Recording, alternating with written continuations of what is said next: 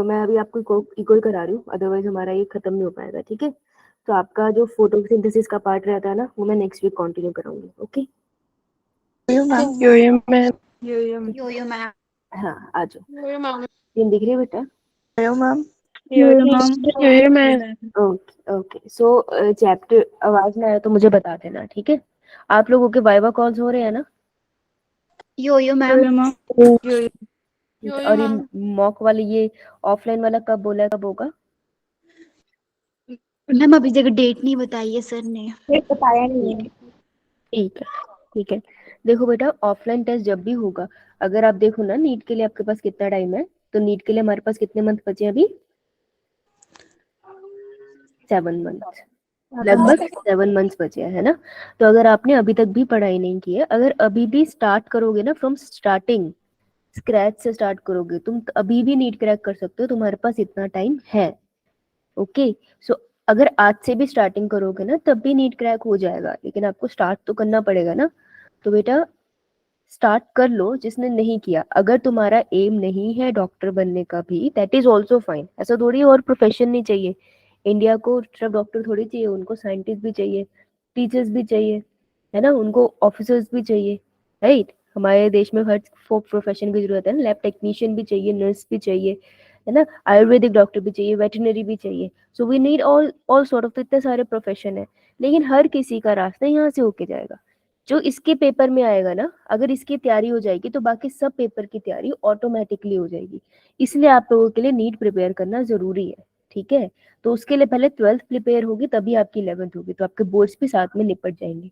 तो जिन बच्चों ने स्टार्ट नहीं करा है वो स्टार्ट कर लो। मैं ये क्यों बोल रही हूँ, because when I take mock, तो मैं अभी तक मैं खुद 2 ऐसे बच्चों से मिल चुकी हूँ जो मेरे सामने चीटिंग कर रहे थे।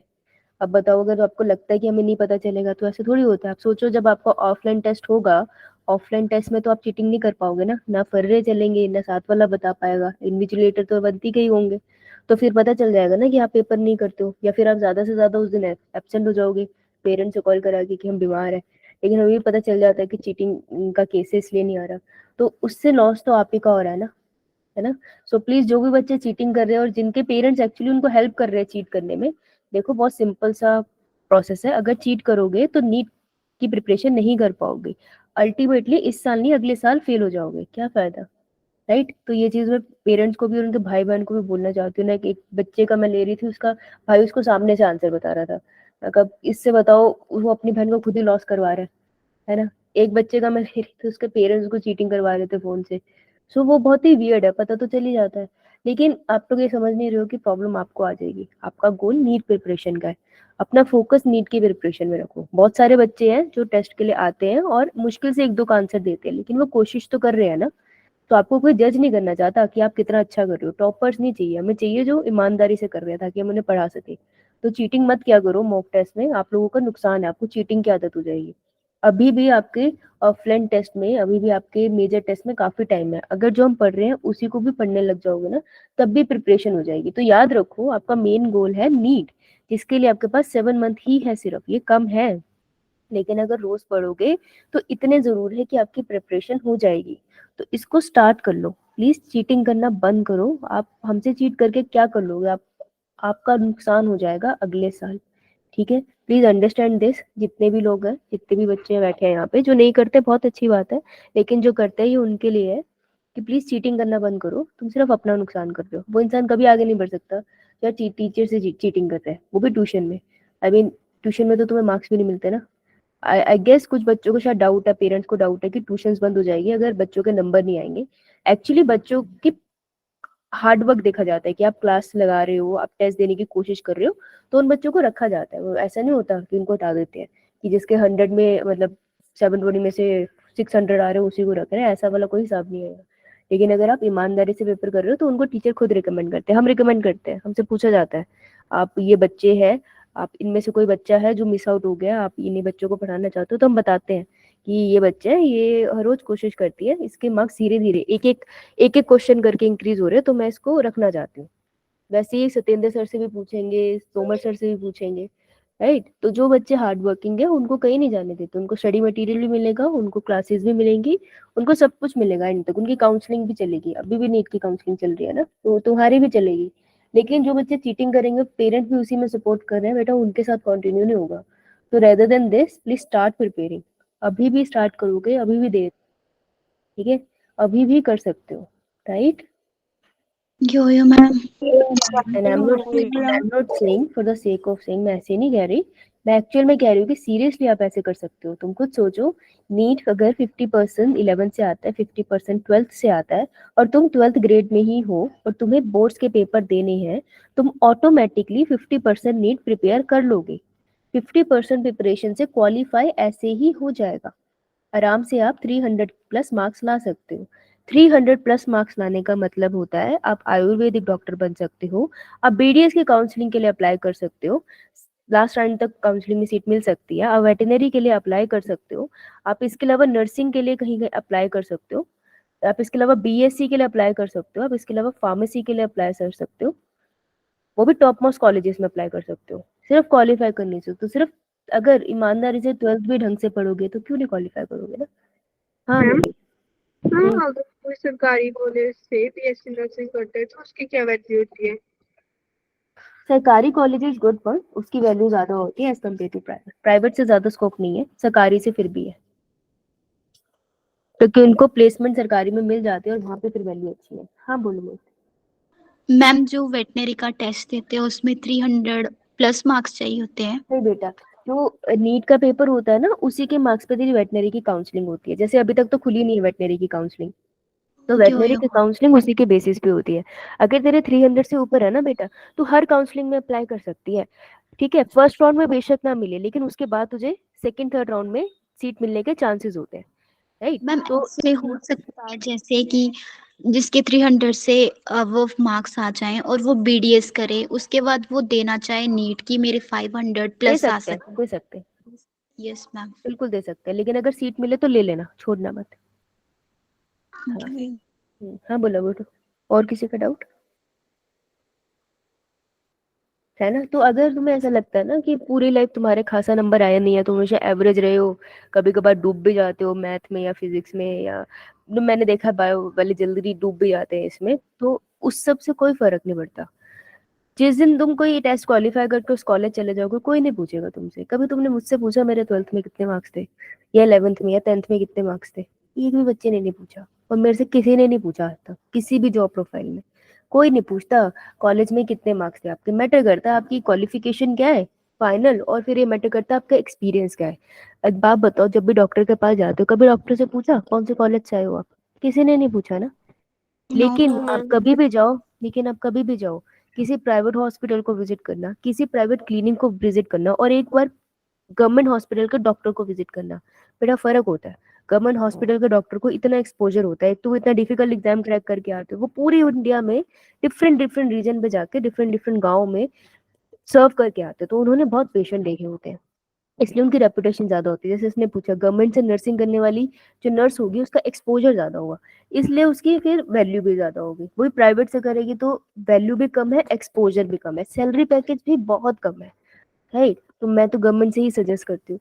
ये सबका रास्ता खुल जाता है अगर तुम एक नीट का पेपर क्वालिफाई कर लो, और तुम सिर्फ 12th पढ़ के क्वालिफाई कर सकते हो। अगर तुमने पीवाईक्यूज देखे, हम लगाते हैं तो आ जाते हैं पीवाईक्यूज, अगर आप कोशिश करते रहो। लेकिन यार चीटिंग करोगे फिर तो कुछ नहीं कर सकती ना मैं, फिर तो मैं लिटरली कुछ नहीं कर सकती। अब एक बच्चे को मैंने बायो का क्वेश्चन पूछा जो हम क्लास में डिस्कस कर चुके हैं, उस बच्चे ने वो क्वेश्चन भी गलत बताया, उस बच्चे ने वो क्वेश्चन सही बताया। मैंने पूछा ये बता दी कॉन्सेप्ट कहाँ है, कौन से चैप्टर से है, वो कौन से चैप्टर से नहीं बता पाए। तो उससे क्या सिग्निफाई होता है, तुम्हारा बैच नहीं, मैं ओवरऑल बैच की बात करूँ, मुझे नहीं पता कौन से बैच में। तो इससे सिग्निफाई होता है कि अंडरस्टैंडिंग नहीं है। दैट मीन्स जब चैट में आंसर आता तो देख के किया होगा उसने, है ना।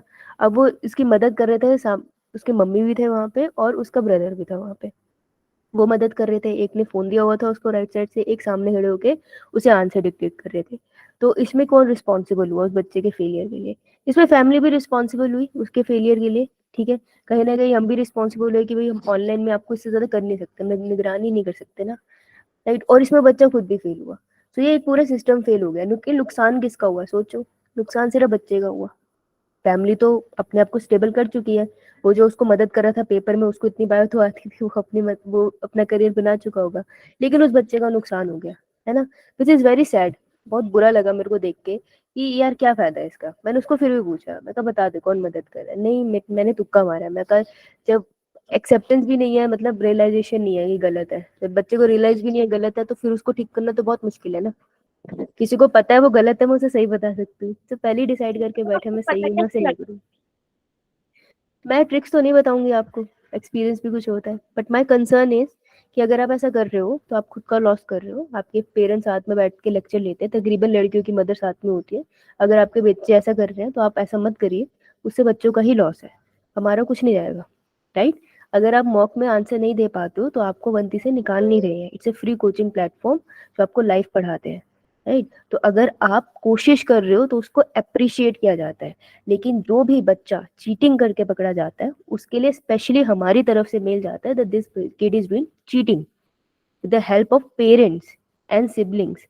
उस बच्चे को फिर आगे कोई स्टडी मटेरियल फॉरवर्ड नहीं होगा, न ही उस बच्चे का आगे कोई क्वेरी ली जाएगी, वो बच्चा फिर ऑनलाइन बैच से शिफ्ट हो जाएगा, बिकॉज हम खुद रिकमेंड करेंगे। मैंने खुद 2 बच्चों का नाम लेके भेजा कि ये बच्चे चीटिंग के हैं, आप इन्हें पूरा इन्वेस्टिगेट कर लो।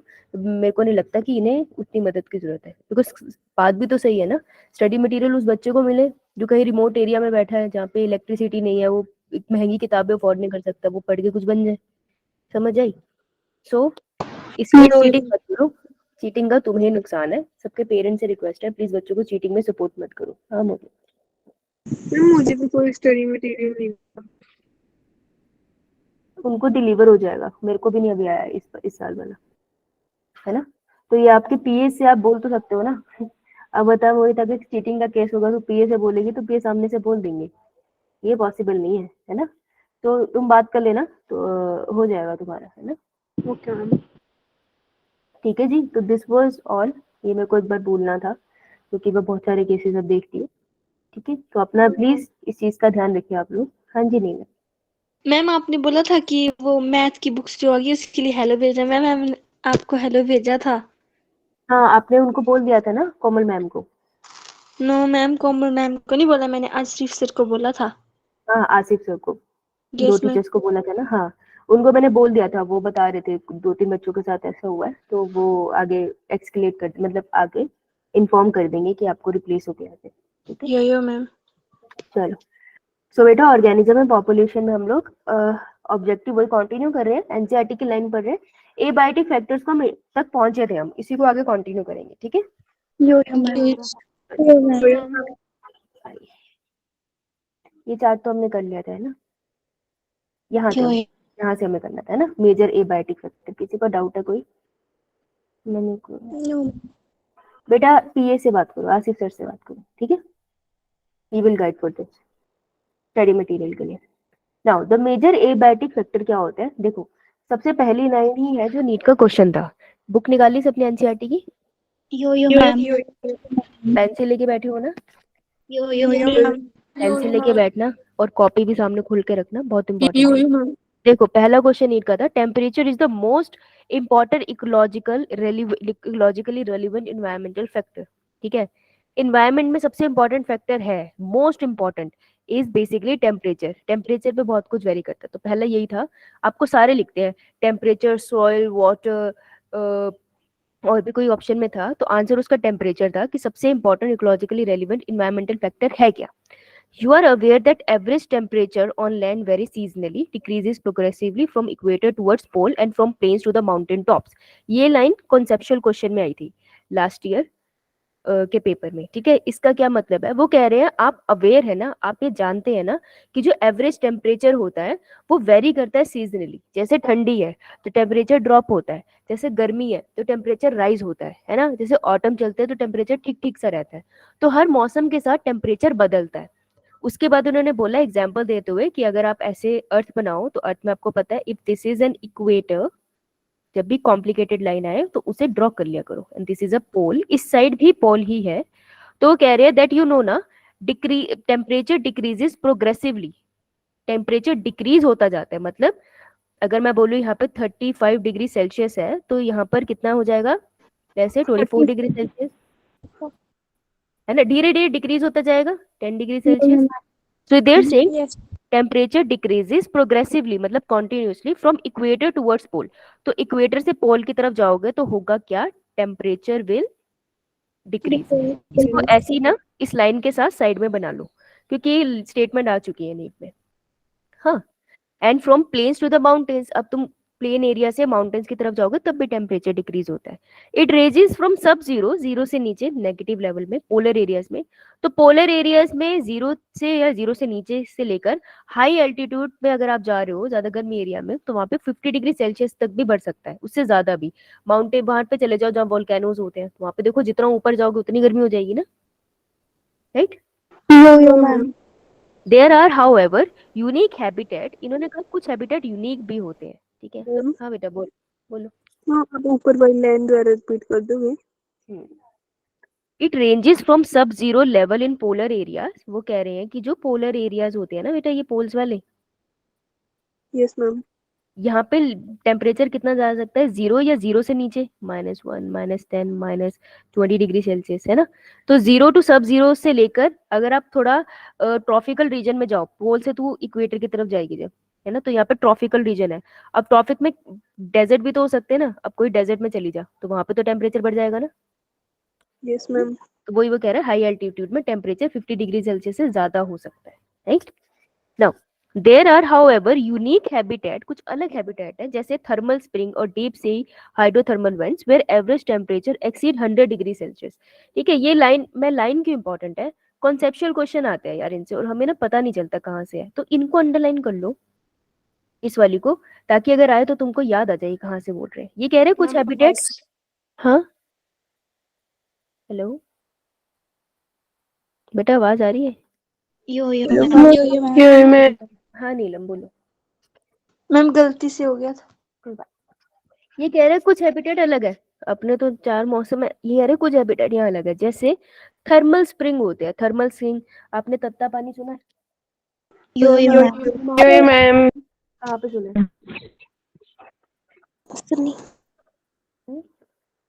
तत्ता पानी आप लोगों ने देखा होगा, मेरे खुद जगह नाम नहीं याद आ रहा, पर जहाँ पे पानी बॉइलिंग फॉर्म में चलता है, ये गुरुद्वारा साहिब मैम मणिगढ़, हाँ मणिगढ़ साहिब, हाँ मणिकरण साहिब। देखो ये तत्ता पानी दिखा रहे हैं। अब तत्ते पानी में बेटा टेम्परेचर तो ज्यादा होगा ना, है ना। मैम तो थर्मल स्प्रिंग्स उनको कहते हैं, जहाँ पे थर्मल मतलब they are talking about temperature, spring वो वाटर बॉडीज है जहाँ पे टेम्परेचर अनएक्सपेक्टेडली हाई है। और एक होता है डीप सी हाइड्रोथर्मल, मतलब डीप सी हाइड्रोथर्मल्स क्या होते हैं, पानी के नीचे, समुद्र के नीचे भी वोल्केनो होते हैं, तो समुद्र के अंदर भी वोल्केनो है जो फट रहा है, फटता है तो उसमें से क्या हीट ही निकलती है बहुत सारी। तो डीप सी हाइड्रोथर्मल वेंट्स है जहां पर भी टेम्परेचर बहुत ज्यादा होता है, 100 डिग्री सेल्सियस तक भी इंक्रीज करता है, समझे। जैसे भी पानी गर्म होगा, क्या बेटा? जैसे कि आपने बताया वाटर के नीचे भी वोल्केनो होता, तो उसकी वजह से भी पानी गर्म ही होगा ऊपर। बहुत, ये जो डीप सी हाइड्रोथर्मल वेंट्स है ना, ये बहुत नीचे होते हैं समुद्र में, उसके बाद बहुत बड़ा ऊपर एक समुद्र आता है, तो वहां पे उस टेम्परेचर का इतना फर्क नहीं पड़ पाता है। जैसे आपने कभी सुना होगा ना कि जो अर्थ है ना, उसका जो बिल्कुल कोर है, यहाँ पे मोल्टन रॉक्स है, मतलब लावा जैसा है, ठीक है। तो ये मोल्टन रॉक्स कभी कभार ऊपर वोल्केनिक इरप्शन कर देती है पानी के अंदर, ठीक है। तो ये इतना डीप है ना कि ऊपर अगर अब तू जाएगी ना, वहां पे पानी में नहाने चली भी जाएगी समुद्र में, तुझे पानी नॉर्मल फील होगा सूरज के हिसाब से, ये बहुत डीप है अंदर। हाँ, इसके आसपास एरिया में बहुत गर्म पानी होगा, तो यहाँ पे आपको आर के बैक्टीरिया मिल जाएंगे। हाँ बेटा बोलो। मैम यही क्वेश्चन पूछना था आपकी बैक्टीरिया वाला। हाँ, आर के बैक्टीरिया आपको वहां मिल जाएंगे, उनके रिम पे मिल जाते हैं, ठीक है। It is general knowledge that mango tree do not और can not grow in temperature countries like Canada and Germany. Snow leopards are not found in Kerala forest and tuna fish are rarely caught beyond tropical latitude in the ocean.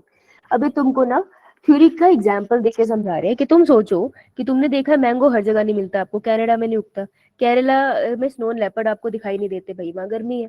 Tuna fish आपको tropical altitude से बाहर नहीं दिखती, वो इतना temperature बर्दाश्त नहीं कर पाती। So you can appreciate the significance of temperature to living organism when you realize that it affects the kinetic of enzyme and through it metabolic activity and physiological function of the organism. अब ये line important है, ठीक है। कहाँ से हम इसको underline करेंगे? हम अंडरलाइन करेंगे that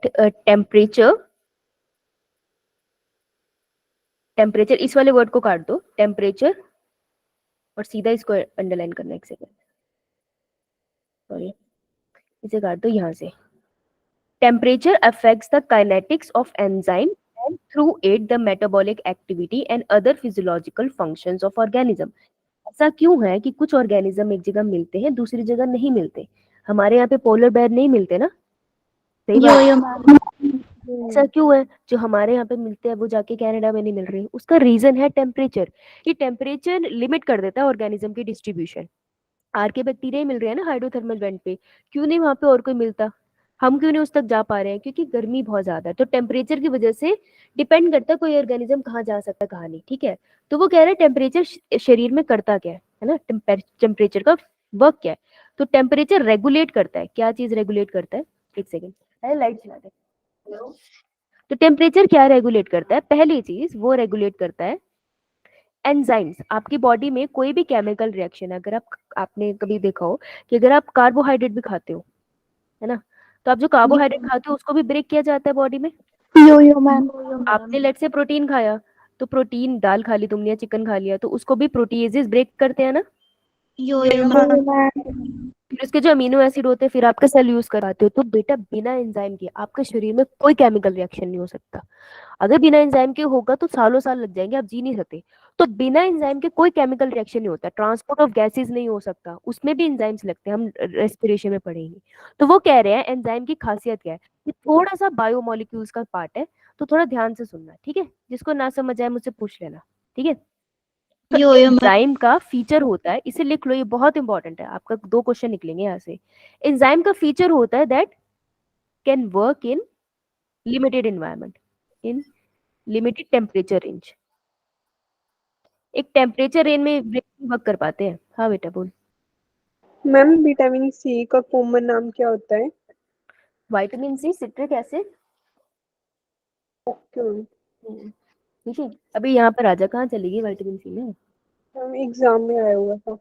तो बेटा अभी उससे उभर जाना, अभी इधर फोकस कर, है ना। क्लास के बाद पूछ ले, मना थोड़ी करूंगी, राइट। डाइवर्ट मत कर माइंड, ये बहुत इंपॉर्टेंट टॉपिक है। इससे 4 क्वेश्चन, 2 क्वेश्चन निकल सकते हैं 4 मार्क्स के। सो एंजाइम वर्क करते हैं लिमिटेड टेम्परेचर है। मोस्टली एंजाइम क्या होते हैं? मोस्टली एंजाइम्स प्रोटीन होते हैं, मोस्टली, नॉट ऑल। तो मोस्ट एंजाइम कैसे होते हैं? Enzymes are protein. प्रोटीन, ठीक है। तो अगर आपने थोड़ा सा भी बायोमोलिक्यूल पढ़ा है तो आपको इतना पता होगा कि ट्रांसलेशन के बाद जो प्रोटीन बनता है इसको हम बोलते हैं primary structure of protein. Primary structure है प्रोटीन का, ये कोई काम नहीं कर सकता शरीर में, ठीक है। ये जहां भी बना है ये कुछ नहीं कर सकता जब तक ये अपने स्ट्रक्चर को मॉडिफाई ना करे। तो तुम सब पे सब प्राइमरी स्ट्रक्चर हो प्रोटीन के, तुम अभी कुछ नहीं कर सकते जब तक तुम अपने आप को मॉडिफाई नहीं करते। तो तुमको अपने आप को मॉडिफाई करना पड़ेगा, अपनी हरकतों को या अपनी आदतों को या अपनी चॉइसेस को, तब आप जाके कुछ लाइफ में बन पाओगे। अदरवाइज सब प्राइमरी हो इस टाइम, चाहे जो भी हो, सबके सब प्राइमरी हो। तो प्राइमरी स्ट्रक्चर प्रोटीन अपने आप को फोल्डिंग कराता है और डिफरेंट स्ट्रक्चर्स ले लेता है। तो बहुत सारे स्ट्रक्चर बनते हैं, secondary structure, tertiary structure, quaternary structure, ठीक है। तो एंजाइम भी कुछ इन्हीं स्ट्रक्चर की मॉडिफिकेशन से बनता है। तो लेट्स से टर्शियरी स्ट्रक्चर में एक एंजाइम बन गया था अपने आप को फोल्ड करके। प्रोटीन कुछ नहीं करते, ये चेन इतने फॉर्म में फोल्ड हो जाती है कि एक स्ट्रक्चर बना लेते हैं। This is an enzyme, let's say, ठीक है। So this is an enzyme. अब ये एंजाइम क्या है? लिमिटेड टेम्परेचर रेंज में काम कर सकता है, मतलब 2 वैल्यूज के बीच में काम कर पाएगा, इससे ज्यादा नहीं। सो प्रॉब्लम क्या है? अगर आप टेम्परेचर इंक्रीज करते हो तो एंजाइम का क्या होता है, अगर आप टेम्परेचर डिक्रीज करते हो तो एंजाइम का क्या होता है, ठीक है। हम ये जानना चाहते हैं कि क्यों आर्के बैक्टीरिया ही वो हाइड्रोथर्मल वेंट के आसपास थे, क्यों नहीं वहां पे फंगस ग्रो कर पाया। तो हम ये जान रहे हैं कि फंगस की बॉडी में हुआ क्या होगा अगर वो इतने गर्म टेम्परेचर के पास गया होगा। तो देखो जो एंजाइम होते हैं ना, जब टेम्परेचर डिक्रीज होता है ना, ये क्या बन जाते हैं? They become inactive. इनका स्ट्रक्चर काम नहीं कर पाता है। देखो ये सिर्फ काम करते हैं अपने ऑप्टिमम टेम्परेचर में, ठीक है। तो मैं यहाँ लिख रही हूँ ऑप्टिमम टेम्परेचर, इसमें दे आर एक्टिव, इसमें बढ़िया से काम करेंगे। जब टेम्परेचर डिक्रीज हो जाएगा ऑप्टिमम टेम्परेचर से, लेट्स से ऑप्टिमम टेम्परेचर था 35 डिग्री सेल्सियस, अगर उससे डिक्रीज हो गया so it would be line around 20 degree Celsius, तो ये बन गया इनएक्टिव। लेकिन अगर टेम्परेचर इंक्रीज कर दिया ना तो इस एंजाइम के साथ क्या होता है? उसका स्ट्रक्चर ब्रेक। अब बेटा अगर तुमने स्ट्रक्चर ब्रेक कर दिया वो कभी हील नहीं कर पाता, that means enzyme destroy, yes, destroy permanently. जब वो इनएक्टिव था ना, तुम उसको नॉर्मल टेम्परेचर दोगे ना, इट विल बिकम एक्टिव, ठीक है। तो वो शिफ्ट करके एक्टिव हो सकता है, लेकिन जब वो डिस्ट्रॉय हो गया ना, वो कभी भी दोबारा से काम नहीं कर पाएगा, ठीक है। इस वजह से कोई ऑर्गेनिज्म एक पर्टिकुलर टेम्परेचर में रह पाता, वो किसी और में सर्वाइव नहीं कर पाता, राइट। समझ आई ये बात? अगर वहाँ का हाँ मैम। टेम्परेचर चेंज हो जाए तो ये फिर वो मतलब अपनी जगह को भी चेंज कर सकता है। एंजाइम बॉडी के अंदर है। मैम एक बार टेम्परेचर इंक्रीज क्या हो जाएगा तो वो समझाना, मेरा नेटवर्क नहीं आ रहा था। अगर टेम्परेचर इंक्रीज होगा ना, तो उसका स्ट्रक्चर ब्रेक हो जाएगा, और अगर ब्रेक हो जाएगा, वो हमेशा के लिए मर जाएगा एंजाइम। यो मैम। और बेटा, अगर एक ऑर्गेनिज्म है, लेट्स से फंगस है, वो हाइड्रोथर्मल वेंट के पास जा रहा था, पहले वो ऐसी जगह था जहाँ टेम्परेचर कम था, तो उसकी बॉडी में ये जो एंजाइम था ना, इसने काम करना बंद कर दिया। तो फंगस नॉर्मल टेम्परेचर में शिफ्ट हुआ, ऑप्टिमम टेम्परेचर में एंजाइम ने दोबारा काम करना स्टार्ट कर दिया, बॉडी ठीक हो गई। लेकिन जैसे ही वो हाइड्रोथर्मल वेंट के पास पहुंचा ना, फंगस के अंदर का एंजाइम टूट गया, तो फिर फंगस भी अल्टीमेटली मर जाएगा, क्योंकि उसके एंजाइम्स काम नहीं कर पाएंगे। समझ आया? यो मैम। मैम। यही बात है that temperature affect the kinetics of enzyme. Kinetics मतलब वो क्या काम करते हैं, तो काइनेटिक्स ऑफ एंजाइम, उसकी काइनेटिक एनर्जी क्या है? काइनेटिक इज द मूवमेंट ना, काइनेटिक एनर्जी वही होती है ना। सो उसकी काइनेटिक्स या फंक्शनिंग क्या एंजाइम की, वो रेगुलेट करता है, पहला पॉइंट ये। और उसी की वजह से बॉडी के मेटाबॉलिक रिएक्शन, सारी बॉडी के केमिकल रिएक्शन, सारी बॉडी के केमिकल रिएक्शन एंजाइम पे तो टिके हैं। तो मेटाबॉलिक एक्टिविटी भी टेम्परेचर ही कंट्रोल कर रहा है ना। एंजाइम नहीं करेंगे काम, तो ये भी नहीं चलेगा। और अल्टीमेटली फिजियोलॉजिकल फंक्शन भी तो खराब हो गए ना। फिजियोलॉजिकल फंक्शन क्या है? Breathing, gases exchange and all that, वो भी खराब हो जाएगा। तो ये 3 इफेक्ट है टेम्परेचर के, समझ आई? Yo ma'am. Ma'am. A few organism can tolerate and thrive in wide range of temperature. Tolerate करना मतलब बर्दाश्त करना, thrive करना उस जगह पे survive कर जाना। तो कुछ है जो कुछ रेंज ऑफ टेम्परेचर में, आपको 2 टर्म है जिससे नीट में क्वेश्चन आता है, ये इंपॉर्टेंट है, इससे क्वेश्चन आएगा। एक होता है यूरीथर्मल और एक होता है स्टीनोथर्मल, ठीक है। थर्मल का मतलब है they are talking about temperature. Temperature. तो साइड में लिख लो इसको कि व्हाट आर यूरीथर्मल, वही लिख लो यूरीथर्मल वर्ड, पेंसिल से पेन में चलाना। Few organism can tolerate and thrive in a wide range of temperature. तो यूरी का मतलब है वाइड, जो वाइड रेंज ऑफ टेम्परेचर में सर्वाइव कर सकते हैं। फॉर एग्जाम्पल, ये एग्जाम्पल है, कुछ भी एग्जाम्पल हो सकता है इसका, कि कोई 10 डिग्री सेल्सियस से लेकर 20 डिग्री सेल्सियस के बीच में सर्वाइव कर सकता है। मतलब अगर टेम्परेचर लेट से पानी का ऑर्गेनिज्म है, अगर 10 डिग्री है तब भी सर्वाइव कर लेगा, 12 है तब भी सर्वाइव कर लेगा, 20 है तब भी सर्वाइव कर लेगा, 21 हुआ तब सर्वाइवल मुश्किल हो जाएगा, ठीक है। तो यूरीथर्मल ऑर्गेनिज्म वो होते हैं जो वाइड रेंज ऑफ टेम्परेचर में सर्वाइव कर लेते हैं, ये होते हैं फ्यू। तो ये पॉइंट याद रखना, यूरीथर्मल जो वाइड में सर्वाइव करते हैं, वाइड रेंज ऑफ टेम्परेचर, और ये होते हैं फ्यू। ये 2 पॉइंट्स याद रखने हैं। फिर आता है स्टीनोथर्मल। स्टीनो का मतलब है narrow, narrow range. So these are the organism जो रिस्ट्रिक्टेड रेंज में सर्वाइव कर सकते हैं, जैसे they can survive only 10 degree to 12 degree Celsius. अगर टेम्परेचर 13 हुआ ये मर जाएंगे, अगर ये टेम्परेचर 9 डिग्री हो गया ये तब भी मर जाएंगे, ठीक है। तो दे कैन सर्वाइव इन रिस्ट्रिक्टेड और नैरो रेंज, ये 2 वर्ड याद रखने हैं, समझ आई? तो इससे आए हैं 2 नीट के question, clear? Yo ma'am. Now the level of thermal tolerance, कितना टेम्परेचर बर्दाश्त कर सकते हो, different species determine to a large extent to their geographical distribution. Depend भी करता है कौन सा ऑर्गेनिज्म कहाँ रहता है, उतना उसकी सर्वाइवल कैपेसिटी है। जैसे कोई ठंडी में रहता है, उसकी सर्वाइवल कैपेसिटी, अब जो डॉग हिमाचल में रहते हैं उनकी ठंड को बर्दाश्त करने की क्षमता ज्यादा है, लेकिन जो यहाँ रहता होगा चंडीगढ़ में, वो इतना ठंड नहीं बर्दाश्त कर सकता होगा, है ना। यो मैम। ऑर्गेनिज्म कहाँ पला बड़ा है, उसकी बॉडी वैसे रेगुलेट हो जाती है। आगे चलते हैं। थोड़ी सी देखो उसमें थ्योरी सी आएगी, पर हमें पढ़ना है, इग्नोर नहीं करना। In recent year there have been a growing concern about gradually increasing average global temperature. अब मुझे बताओ, ग्लोबल टेम्परेचर मतलब पूरी धरती का टेम्परेचर इंक्रीज हो रहा है। अगर पूरी धरती का टेम्परेचर 1 डिग्री सेल्सियस भी बढ़ गया, इससे हमें क्या फर्क पड़ जाएगा? मैम बहुत ज्यादा गर्मी हो जाएगी। 1 डिग्री भी बढ़ गया तो ह्यूमन तो सर्वाइव कर जाएंगे, लेकिन बाकियों को कुछ खासा फर्क पड़ेगा? यो मैम। बिल्कुल। पानी के ऑर्गेनिज्म 1-1 डिग्री, देख लो ना ये ऑर्गेनिज्म मेजरली कैसे होते हैं। अभी पढ़ा हमने कि मेजरली वो कैसे होते हैं, नैरो। हाँ, तुमने 1 डिग्री बढ़ा दिया, वो तो निकल लिया 30 डिग्री सेल्सियस में। एक्सटेंड हो जाएंगे species। इसलिए ग्लोबल टेम्परेचर इंक्रीज एक बहुत बड़ा इशू है। चलो सेकेंड टॉपिक हम पढ़ेंगे water. Water is abiotic vector, एक और water is another the most important factor influencing the life of organism. ठीक है, तो वाटर भी एक बहुत इंपॉर्टेंट फैक्टर है, one of the most important factor influencing the life of organism. सबसे पहले टेम्परेचर, फिर वाटर। इनफैक्ट तुमको पता है ना पानी में जन्म हुआ था हम सबका, ये हमने पढ़ा था। इज अनसस्टेनेबल विदाउट, पानी के बिना हम जी भी नहीं सकते, ये सत्य है। क्योंकि सेल के अंदर भी पानी है, सेल के बाहर भी पानी है, सेल ड्राई कंडीशन में रह ही नहीं सकता, इम्पॉसिबल है, राइट।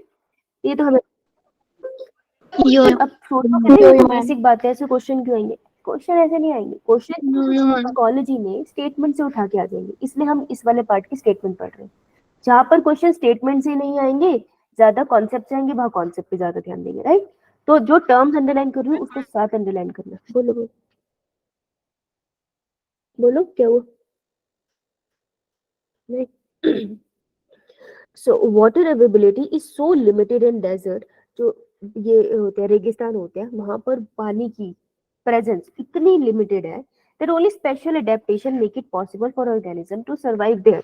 ठीक है, वो प्लांट वहां पर रह सकते हैं जो उनके पास स्पेशल अडेप्टेशन है।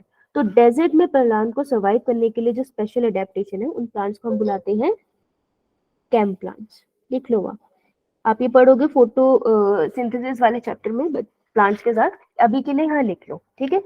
अरे तुमने तो प्लांट पढ़ा है ना मेरे साथ? Yes ma'am. कैम ही है यार जो उनको इतना सक्षम बनाते हैं। कैम में होता ये है कि स्टोमेटा रात को होते हैं।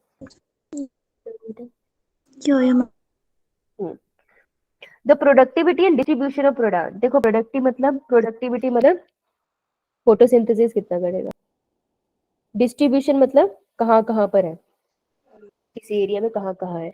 Is also heavily dependent on water, पानी के ऊपर डिपेंड करता है। यार पानी नहीं होगा फोटोसिंथेसिस कर पाएगा, लाइट रिएक्शन होगा? No ma'am. पानी होगी, लाइट रिएक्शन स्लो रहेगा। और अगर पानी नहीं होगा तो उस जगह पे आपको प्लांट भी ज्यादा ग्रो होते नहीं दिखेंगे, है ना। लाइट लाइन पे कहाँ पे फूल लगते हैं, कहाँ पे पौधे लगते हैं, राइट। एक लाइन है, इससे क्वेश्चन मुझे लगता है बन सकता है, इसको अंडरलाइन कर लेते हैं। that organism living in ocean, lake and river, जो पानी के अंदर ऑर्गेनिज्म रहते हैं, चाहे तुम पौधे कह लो, चाहे तुम एनिमल कह लो, चाहे तुम कोई भी ऑर्गेनिज्म कह लो, तो ऐसा लगता है ना कि उनको कोई पानी की कमी नहीं होती होगी, should not face any water related problems, ऐसा लगता है। पर ये सच नहीं है। जो पानी के अंदर ही रहते हैं ना, उनको बेशक अमाउंट ऑफ वाटर से फर्क नहीं पड़ता। जैसे एक मछली है, उसके पास अमंडेड अमाउंट ऑफ वाटर है, तो पानी की कमी तो नहीं है उसको, लेकिन उसको किससे फर्क पड़ेगा? क्वालिटी ऑफ वाटर, कि वहां पे ऑस्मोटिक कॉन्सेंट्रेशन क्या है। देखो क्वालिटी ऑफ वाटर के बेसिस पे ही वो अपनी रेस्पिरेशन कर रही है। अगर वहां पे पानी ज्यादा गंदा हो गया, मतलब तुमने जो सैलिनिटी है वो ज्यादा नमक हो गया वहां पे, तो उसकी बॉडी की ऑस्मोलैरिटी बिगड़ जाती है। ऑस्मोलैरिटी का मतलब क्या होता है, समझते हो? ऑस्मोलैरिटी मैम वाटर में ऑक्सीजन की बिल्कुल भी नहीं बेटा, तो बहुत ही गलत बोल दिया तूने। Concentration of solute, osmotic concentration, osmosis, हाँ उसने सॉल्यूट वर्ड अच्छा बोला है। ऑस्मोलैरिटी का मतलब होता है कॉन्सेंट्रेशन ऑफ सॉल्यूट। जब मैं सॉल्यूट बोलती हूँ तो मैं बोल नहीं रही हूँ, basically I am talking about ions. Ions कहाँ पर कितने हैं वो ऑस्मोलैरिटी है। कितने कैल्शियम आयन है, कितने सोडियम आयन है, कितने पोटेशियम आयन है, कितने चलो इतने ही बहुत है। बहुत सारे आयन, हर तरीके के आयन होते हैं, आयरन हो गया, कॉपर हो गया, जो भी है। सो इन आयन के कॉन्सेंट्रेशन बहुत डिपेंड करती है। अगर तुम्हारे ब्रेन में न्यूरॉन में सिग्नलिंग हो रही है, वो किसकी मूवमेंट से होती है?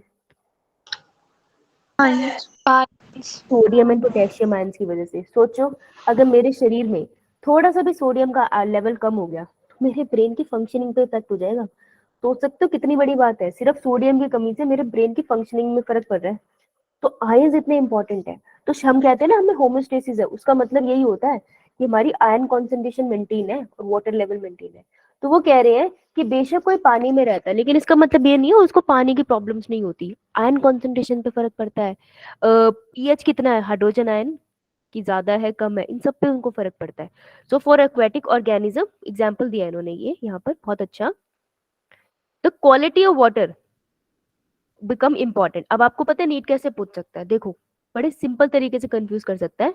That for aquatic organism the quantity of water become important. Quantity नहीं, quality of water become important mostly, ठीक है। Yo ma'am. यो मैं हर वर्ड को ध्यान से यो पढ़ना। इकोलॉजी में तब यो पढ़ोगे मैम। जब ध्यान से नहीं पढ़ोगे, पढ़ोगे तो तुम कर लोगे। The salt concentration measured as salinity in parts per thousand is less than 5 in inland water, 30 to 35 in sea water, 100 in hypersaline lagoon। लिख लो यहाँ पे। ये 3 पॉइंट आपको इस पे पी बाई क्यू मिलेगा। इस इतने सारे पॉइंट को आपको लाइन में क्यों पढ़ना है यार, इसको साइड में लिख लो ना, कि जो इनलैंड वाटर्स आपको जनरली मिल जाएंगे उसमें कितनी सैलिनिटी होती है, 5 पार्ट्स पर मिलियन। किस में होती है, इनलैंड वाटर में, ऐसे ही लिखो, ठीक है। वो कह रहे हैं अगर आपको सी में, आप सी की तरफ जाओगे तो 30 to 35 पार्ट्स पर मिलियन मिलेगा आपको इन सी, और 100 से भी ज्यादा, ये ज्यादा का सिंबल है ना, 100 से भी ज्यादा पार्ट्स पर मिलियन आपको मिलेगा इन हाइपरसेलिन लेगून। हाइपरसेलाइन लेगून्स वो होते हैं जैसे आप गए थे ना वहां पे तत्ता पानी इतना गर्म था, वैसी ऐसी जगह होती है जहाँ पे बहुत ही नमकीन पानी होता है, मुश्किल से वहां पे आपको कोई एक्वेटिक एनिमल मिलेंगे, उसके अंदर रह नहीं पाते ज्यादा। So some organism can tolerate a wide range of salinity. देखो वाइड के लिए हमने कौन सा वर्ड यूज किया था, स्टीनो या यूरी? यूरी। हाँ, यूरी अब लिखो यूरी, और सैलिनिटी की बात होता है तो सेलाइन। तो यूरी सेलाइन वो जो ज्यादा सैलिनिटी में रह सकते हैं, और स्टीनो हेलाइन वो जो हेलाइन सेलाइन या हेलाइन दोनों लिख लो। नैरो रेंज ऑफ सॉलिडिटी में हाँ है ना, तो सेलाइन या हेलाइन वर्ड आ जाएगा तो समझ जाओगे ना। यो मैम चलो आगे चले। यो मैम। C3 साइकिल किन में होती है, कौन से C3 साइकिल किन प्लांट्स में होती है? मोनोकोट ऑल प्लांट्स, यो मैम। मोनोकॉट, डाइकॉट, डेजर्ट, हिली, हर तरह के प्लांट में C3 साइकिल होती है। ये नीट का क्वेश्चन है, ठीक है।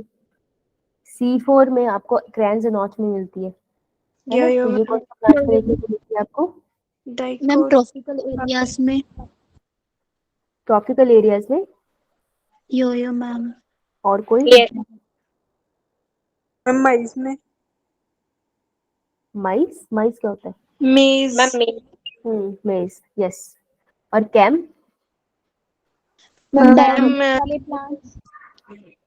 Desert plant.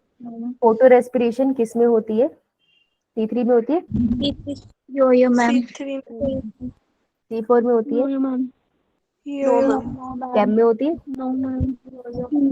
बिल्कुल होती है कैम में। कैम में स्टोमेटा रात को बस इसलिए खुलते हैं ताकि पानी बचा सके, कैम वालों को पानी बचाना है, उनको फोटो रेस्पिरेशन से दिक्कत नहीं होती, ठीक है।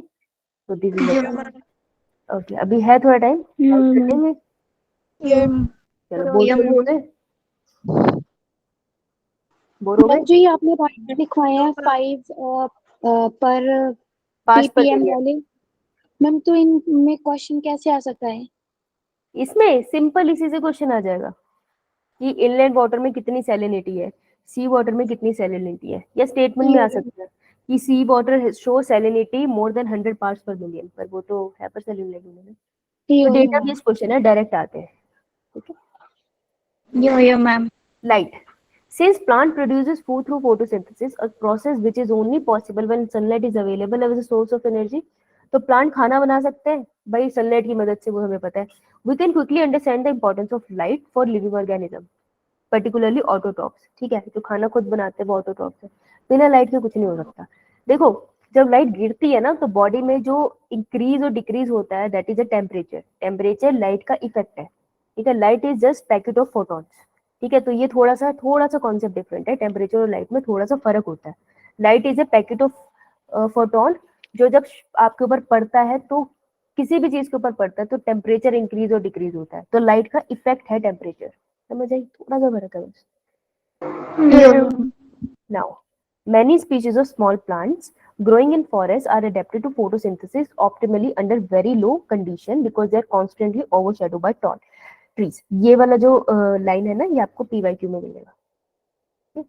Yo ma'am. टाइम हो गया इसके PYQ लगाए, मैं अभी मेरे को इसमें हफ्ते लगाने थे, मैं लगा नहीं पाई, पर मेरे को मैं ये नहीं बता पाऊंगी कौन से ईयर का PYQ है, पर ये स्टेटमेंट है वहां पे, ठीक है। तो ये क्या कह रहे हैं कि तुम घने जंगल में जाओ, जैसे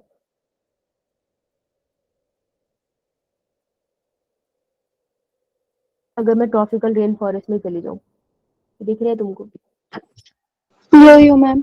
देखो यार, ये मैं ये बड़े बड़े ट्रीज दिखाई दे रहे हैं, यो मैम।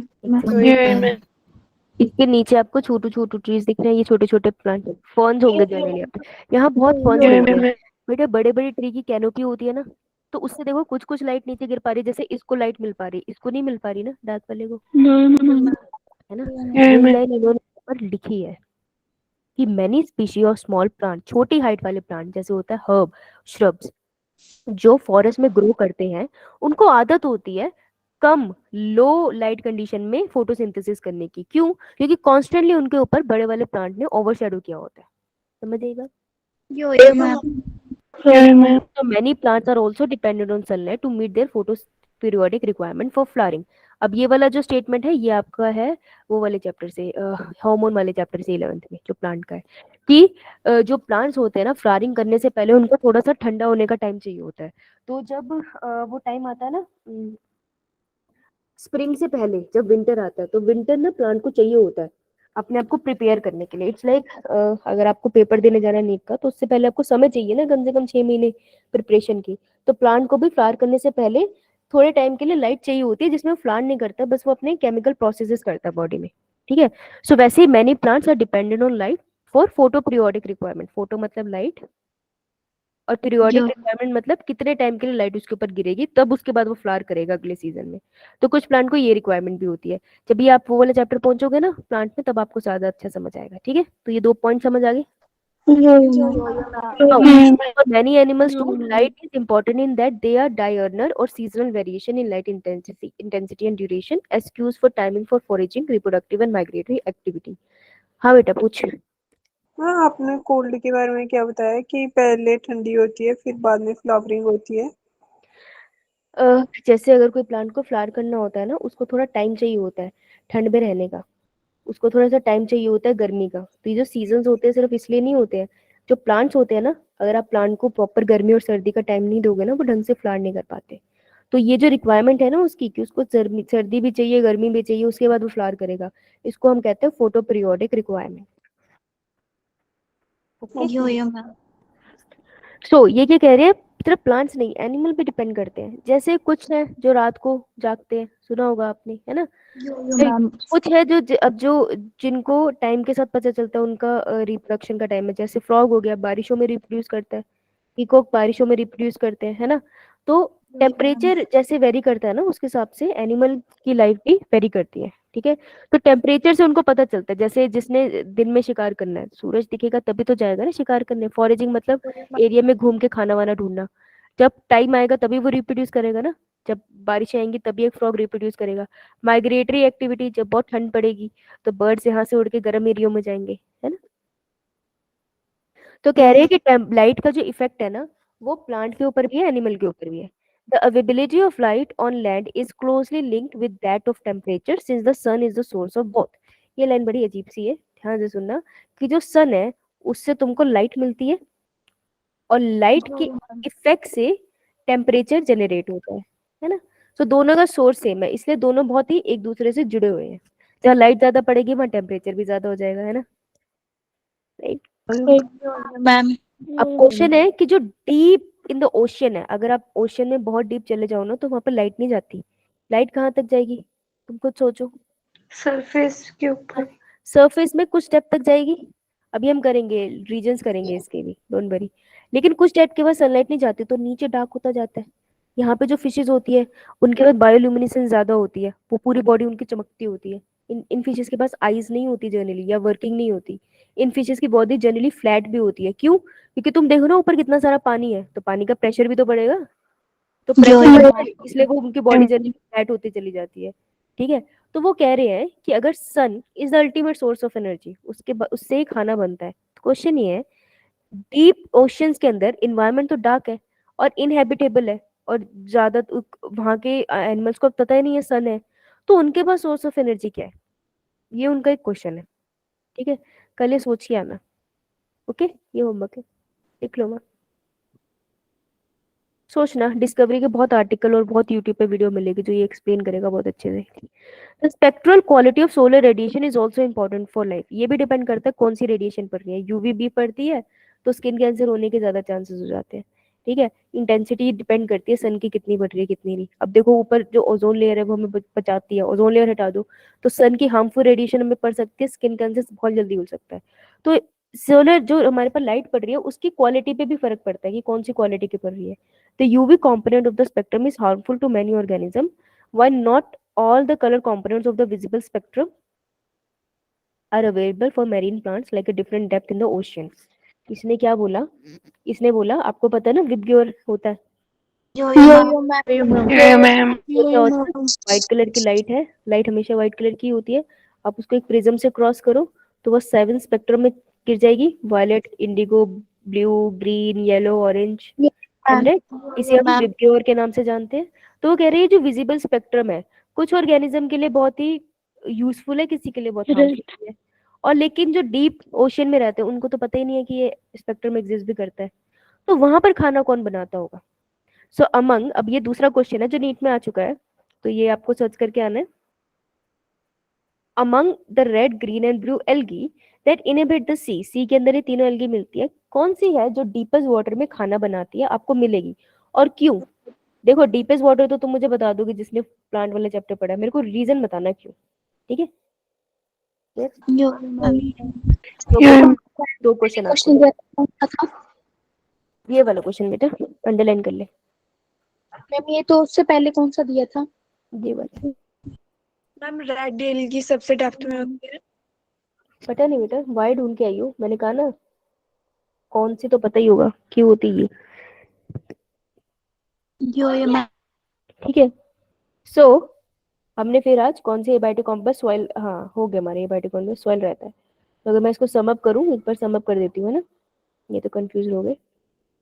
तो अगर मैं इसको सम अप करूँ तो हमने अभी तक क्या पढ़ा इको में? हमने पढ़ा है कि इकोलॉजी में, इकोसिस्टम में आपको दो कंपोनेंट से मिलकर इकोसिस्टम आपका बना हुआ है। एक होता है नॉन लिविंग, नॉन लिविंग को क्या बुलाते हैं?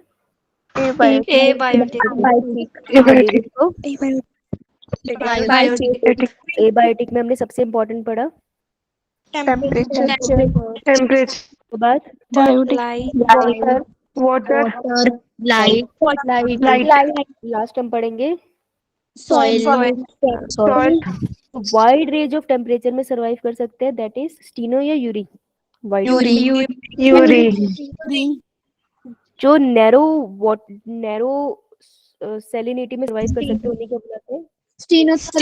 स्टीनोथर्मल जब ना क्वेश्चन बोलूं तो सुन लिया करो। स्टीनो, स्टीनोसेल मैंने बोला हेलाइन, हाँ सेलाइन इज आंसर, ध्यान से सुना करो। Very good. लाइट की क्वांटिटी से फर्क पड़ता है ऑर्गेनिज्म को या क्वालिटी से? क्वालिटी क्वेश्चन ध्यान से सुना करो बेटा। क्वांटिटी नहीं, क्वांटिटी से भी फर्क पड़ता है और क्वालिटी से भी पड़ता है। ठीक है, दोनों से फर्क पड़ता है, उल्टा सीधा मत बोला करो यार। ठीक है, मैम इम्पोर्टेंट पर ज्यादा क्वालिटी होता है। डिपेंड करता है कहाँ पे है, नहीं क्वांटिटी भी है, दोनों है। लाइट, क्योंकि फोटोसिंथेसिस प्लांट को ज्यादा फर्क पड़ता है तो प्लांट के लिए क्वालिटी क्वांटिटी दोनों मैटर करती है। यो मैम मैम उसको फोटो सिस्टम 2 को कितनी इंटेंसिटी लाइट चाहिए? 680 680 नैनोमीटर। नहीं मिलेगी तो कैसे काम करेगा, है ना? लेकिन अगर आप उसको फिर अगर आप उसमें क्वालिटी तो तुमने देख ली, लेकिन अगर तुमने उसकी क्वांटिटी नहीं देखी तब भी दिक्कत है। थोड़ी सी देख के रोक दो, लाइट रिएक्शन रुक जाएगा ना। यो मैम तो that was all for today. इसको डाउट है ग्रुप जो, बाकी जा सकते हैं। मैम आपने एक क्वेश्चन ये भी पूछा था ना कि